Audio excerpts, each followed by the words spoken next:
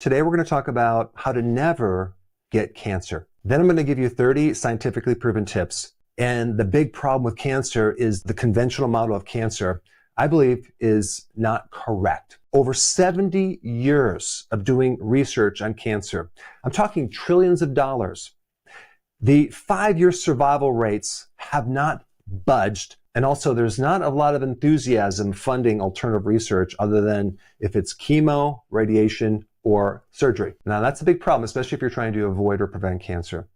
To be able to prevent cancer, you have to really understand cancer and exactly what it is, because the medical model says that cancer is a mutation. It's a spontaneous mutation of your DNA, and that basically means some alteration or change in the blueprints of your cells. Then the solution is to kill those cells and destroy those cells with chemotherapy, radiation, surgery. And that's pretty much the model of what the conventional viewpoint of cancer is. So that's conventional over here, okay?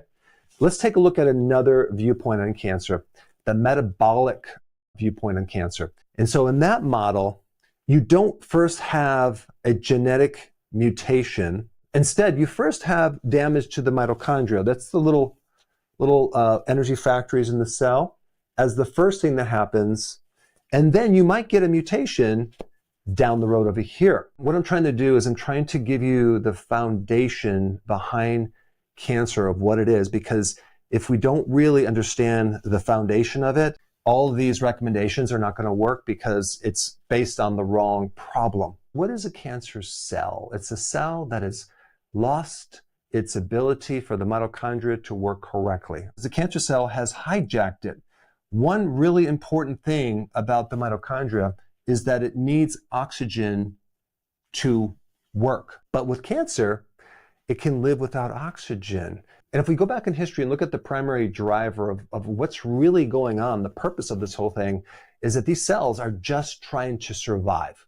And they had to survive in different environments. In relationship to oxygen, they actually created a plan B. They created this other system of getting energy, and that's called fermentation. And this is why when they diagnose cancer and they try to evaluate it, they use what's called a PET scan. A PET scan is looking for areas in the body where there's this hyper metabolism of glucose, and it kind of lights right up because this cancer cell is fermenting like crazy, and it's hogging all of this sugar like a huge vacuum cleaner, just trying to suck all this sugar to try to get energy. It's trying to survive. And so then the PET scan is scanning the body to see what areas are in this hyper metabolism of glucose or fermentation. First, you're going to get damage in the mitochondrial cells in a certain organ, okay? So let's say, for example, you're a smoker and you have smoked for many years and all the smoke is going into your lungs. And then one day you get a virus, you get pneumonia. Pneumonia now is acting like a spark. So now you develop lung cancer. Another big trigger could be low amounts of vitamin D, since vitamin D is like the master regulator of the immune system. And then you let your vitamin D drop too low.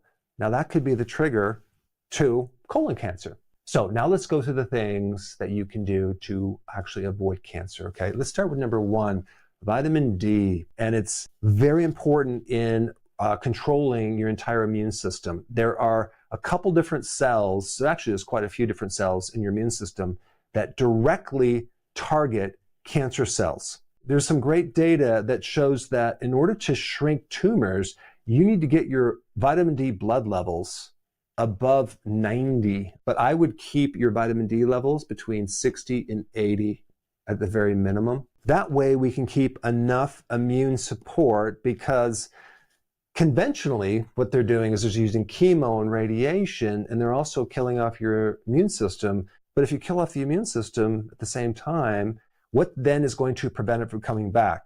Because there's always a small amount of cancer cells that survive the chemo. We really need to maintain a strong immune system with vitamin D, okay? Number two, cold therapy. We're adding a stress to the body that forces our body to make a lot more mitochondria. Just think about what happens when you go into this cold immersion tank or you take a cold shower.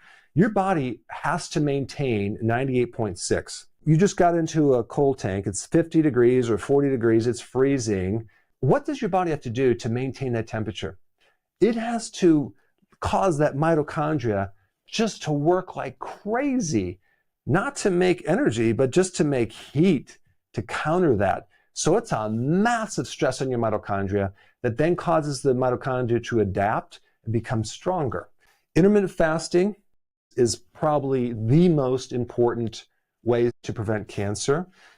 And I'm talking about 2 meals a day, 1 meal a day. You go maybe once a month, 3 days, or even 5 days of no eating.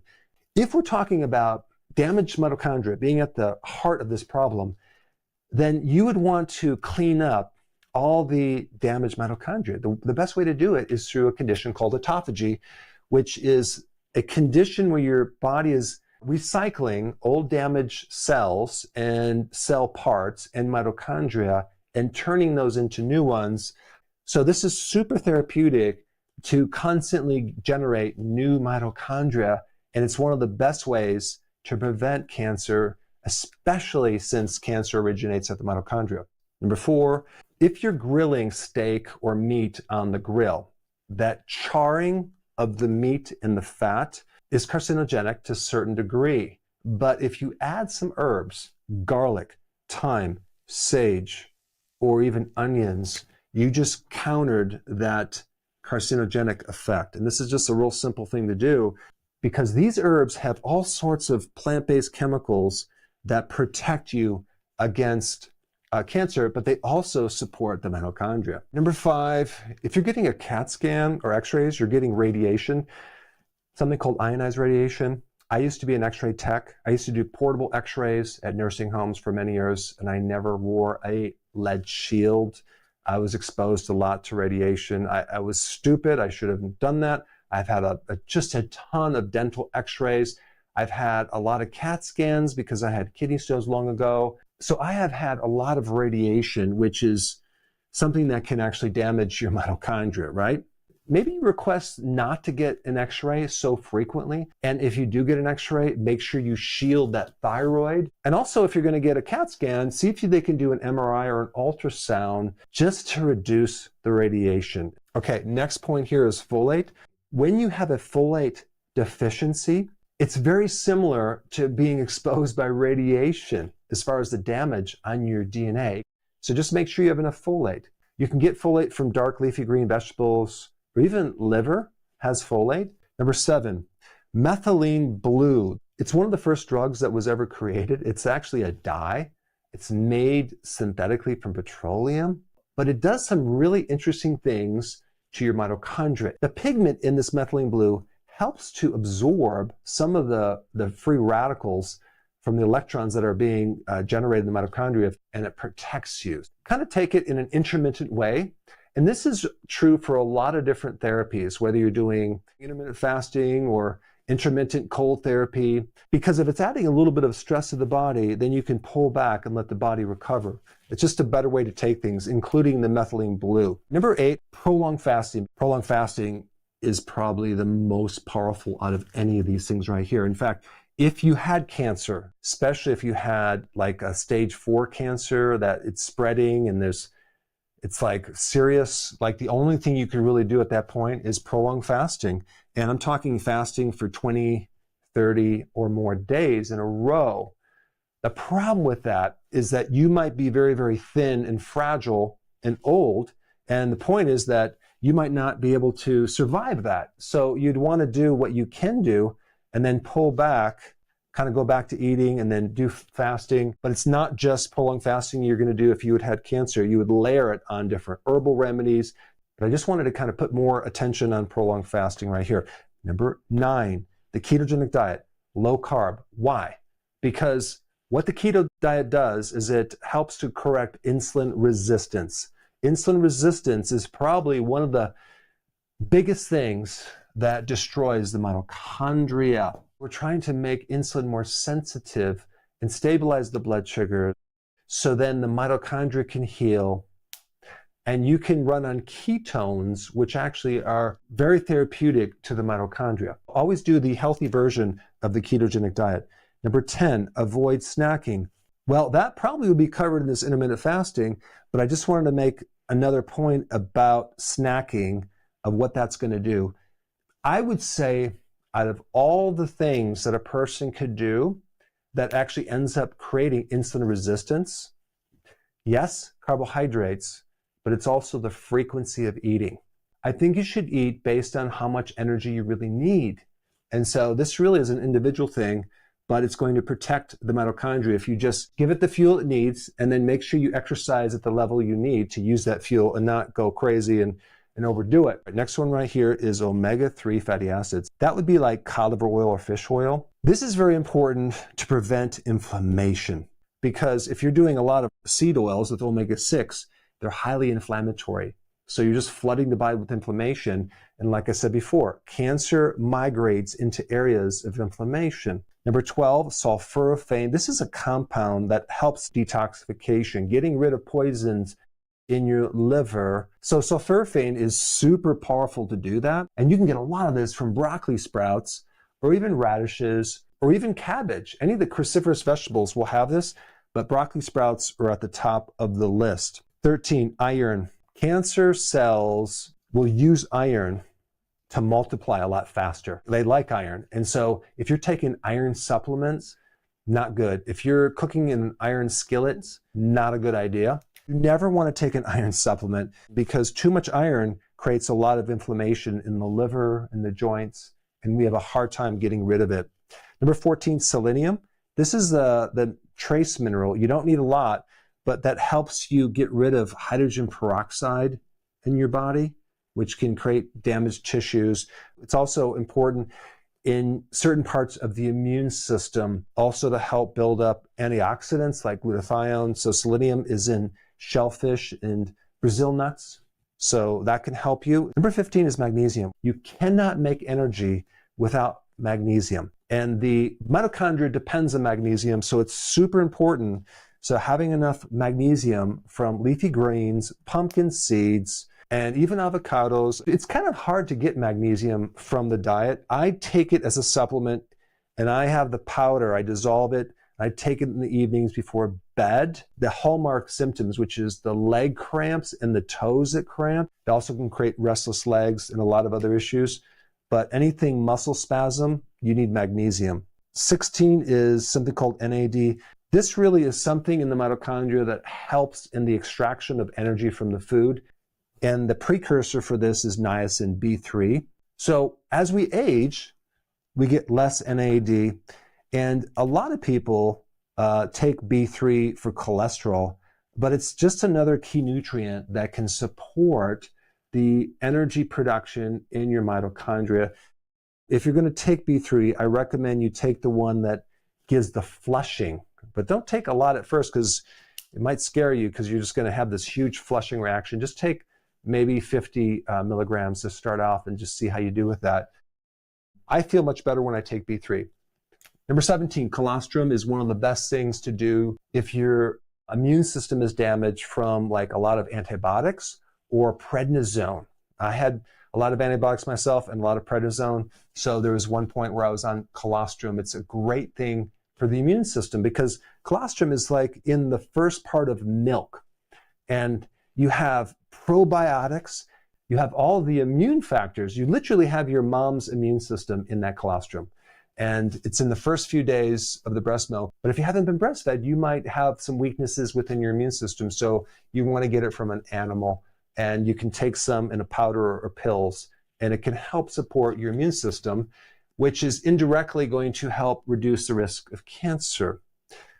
Number 18 is AHCC. And the reason I bring this up, it's a very interesting remedy for certain viruses, herpes, but it also is a potent trigger for a certain immune cell in your body called the natural killer cell, which has two jobs. One is to kill viruses, and number two is to kill cancer. And since we're talking about the natural killer cell, we have to talk about beta-glucans, very potent trigger of the natural killer cells. And you can get this from certain mushrooms. The reishi mushroom, very potent, and the shiitake mushroom are loaded with beta-glucans, and they can greatly help your immune system, specifically the natural killer cells, that go after cancer. And then we get to pomegranate. Pomegranate is fascinating. It has a compound that really reduces inflammation, which can then help the mitochondria and also inhibit the spread of cancer. Chamomile tea has a very interesting compound called apigenin, which decreases a certain cell called CD38, okay? CD38, which helps preserve this NAD in your mitochondria, which is that thing that extracts energy from the cells. All you really need to know is chamomile tea is good for the mitochondria. Now, 22 is a water filter. This is really important since our water is so toxic. Out of all the things that you should probably invest in is some good water filter for drinking, the most important, and maybe in your shower, just because we're swimming in a sea of toxicity, unfortunately. All right, number 23 is forest breathing. What is that? It's walking through a forest where there's pine trees. The pine trees give off this certain vapor that actually improves our immune system. It actually increases that killer T cell that can help kill cancer as well. It's very therapeutic too, just from reducing stress, getting more oxygen.